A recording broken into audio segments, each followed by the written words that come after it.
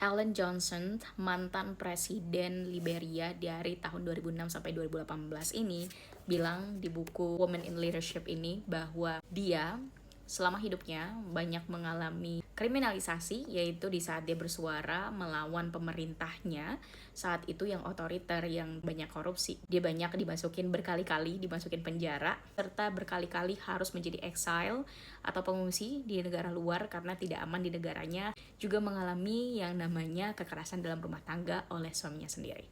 Kita akan ceritain cerita dari Ellen, dan aku baca ini dari buku A Woman and Leadership. Buku ini bikin aku sadar, wow banget ya perjalanan si Ellen dan juga pemerintahan yang ada di Liberia. Hal menarik banget di buku ini menurut aku, yang pertama mau aku highlight adalah bagaimana suaminya ini, yang dulu dia juga menikah dan ada di Liberia bersama anaknya. Jadi dia ini punya anak langsung 3, itu di awal-awal pernikahannya. Yang pertama, suaminya ini pengen lanjutin kuliah di Amerika Serikat, dan kemudian Ellen mau ikut karena ya udah deh, aku ikut aja.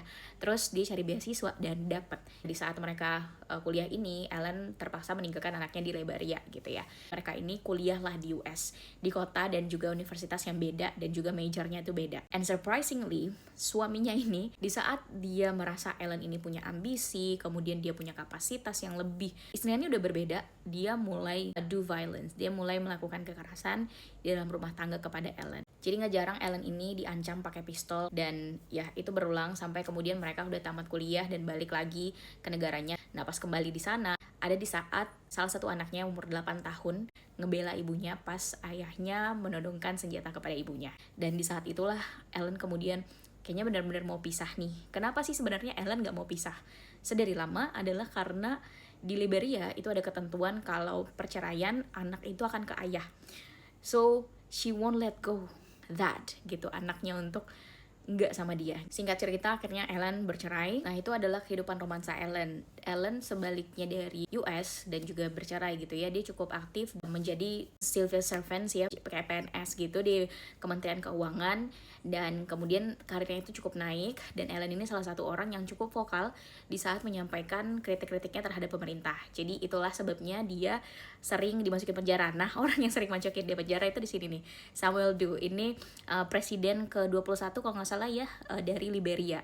Dan dia untuk bisa ngedapetin posisinya itu, Kenyon Doe itu membunuh presiden sebelumnya yaitu William L. Tolbert, dan kemudian mengambil alih kekuasaan. Jadi karena Doe ini adalah dari militer ya, orangnya cukup otoriter selama dia memerintah. Nggak cuma otoriter, dalam pemerintahannya juga ada terjadi banyak sekali korupsi dan banyak rakyat-rakyat yang menderita. Ngerinya si Kenyon Doe ini menarik banget menurut aku kalau kita relatein ke Indonesia ya.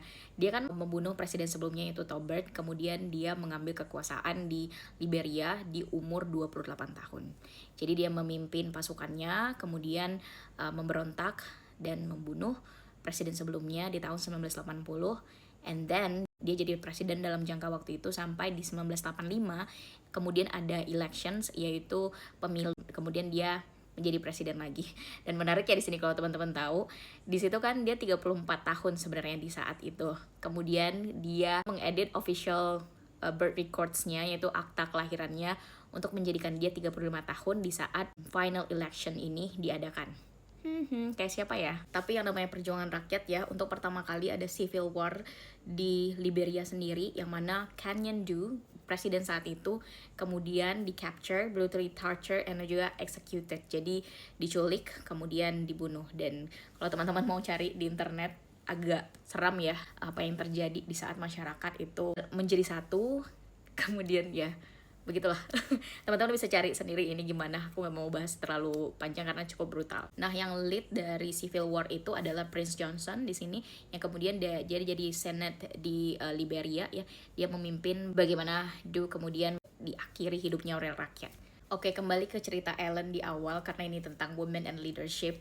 Jadi Ellen ini sendiri di saat kabur ke luar negeri karena di negaranya itu dia kayak diancam begitu, pas dia keluar negeri kemudian dia terima beasiswa, dia sekolah lagi. Jadi bagaimana pendidikan itu penting sekali, dan Ellen juga sampaikan di buku ini adalah pendidikanlah yang membuat dia kemudian ada di posisinya saat itu, yang pelan-pelan dia menanjak ya dari bekerja di lembaga pemerintah, Ministry of Finance-nya di sana. Jadi dia tuh berkali-kali keluar, terus diambil lagi, terus keluar lagi karena memang tidak stabil pemerintahan saat itu di Liberia. Selain itu, Ellen juga penggambaran dari seorang perempuan yang tidak ragu menyuarakan suaranya, even di saat situasi itu chaos banget di negaranya sendiri.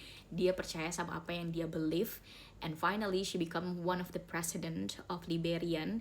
Itu dari proses yang panjang banget di politik. Dia pernah mau jadi calon wakil presiden gitu ya, tapi tidak diindahkan oleh si Du tadi ya, presiden yang ke-21 dari Liberia, yang mana dia dikriminalisasi, balik lagi malah dimasukin ke jail saat itu. Jadi perjuangan Ellen dari 2006 sampai 2018 bisa menjadi presiden itu panjang sekali.